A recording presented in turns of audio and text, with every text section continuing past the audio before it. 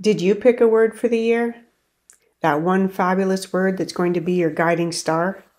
I did. My word is love.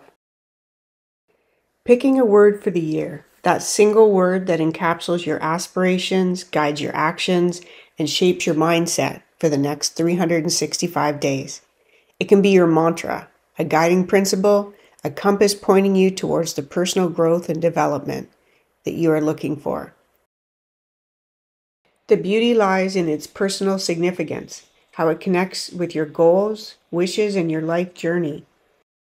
Use your word as a gentle reminder to prioritize yourself, whether it's saying no when you need rest or saying yes to activities that resonate with your word. Let it guide your choices. Why did I choose love? I received a bundle of sweet vintage love letters written in the 1910s. Each one is a beautiful little time capsule. They're bringing me so much inspiration. These letters have inspired a new workshop called Love Notes. This theme has been spreading into other art and art plans for me as well. I'm adding this theme into my personal portraits workshop. A self-portrait definitely requires a love letter to yourself. Here I am putting white and some strips of black onto the canvas, and I'm going to use painter's tape and cover up parts of them. Then I will paint on top of the whole canvas and later on remove the tape and hopefully have some birch trees in the background. The love that I'm thinking about is a love felt in an intimate community, in the compassion we feel for others, and the healing that love can bring about. Love of self, love of others. Love weaves its way through everything in nature. I spend a lot of time hanging out with the trees. When I was getting my certification to teach outdoor experiential education, one of my assignments was to go into the woods, pick an old tree, and ask it some big questions, and then lean in and gain the wisdom that that old tree had for me. I've been talking to trees ever since. When I picture love, I see trees. I chose birch trees because they're such a sacred tree. They have all sorts of magical healing powers. It helps soothe sore muscles and achy joints. Birch twigs are used as protection in traditional Western folk magic. A bundle of birch twigs along the edge of a property keeps away evil forces and bad luck.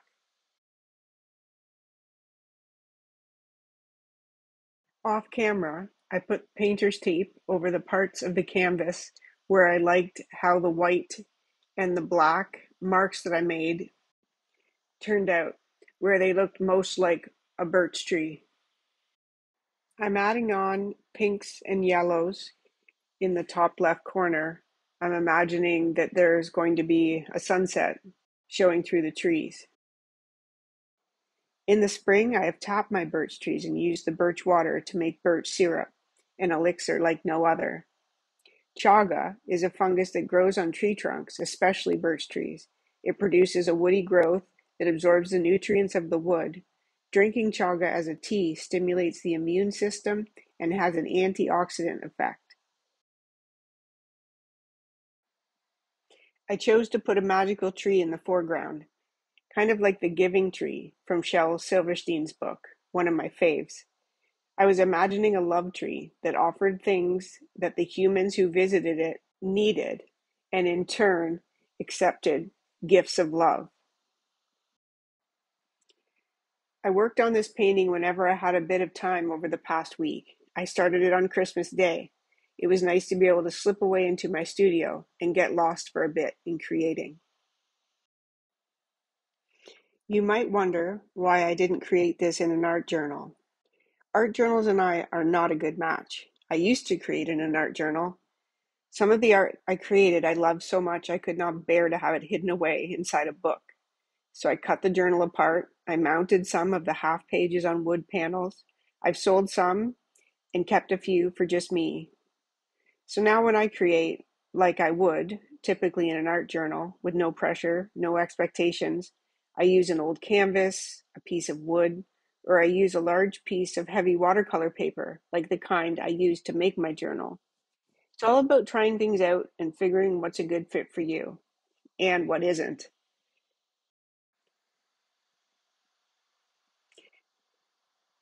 Pulling the tape off is always fun because you never know exactly how things are going to look underneath.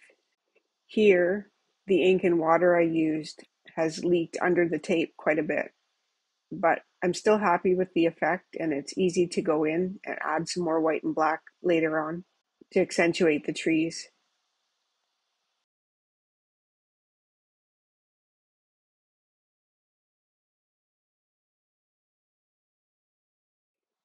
Webster's Dictionary word of the year for 2023 is authentic. Authentic had the most searches in 2023. I'm sure that this was a result of the stories and conversations about AI, celebrity culture, identity, and social media. We're thinking about, writing about, aspiring to, and judging authenticity now more than ever. Authentic has a number of meanings, including not false or imitation. It's a synonym of real and actual, and also true to one's own personality, spirit, or character. With the rise of artificial intelligence and its impact on deep fake videos, actors' contracts, academic honesty, and a vast number of other topics, the line between real and fake has become increasingly blurred. The second and third most popular words were Riz and deepfake. If you're interested in reading about them, just visit the Merriam-Webster site.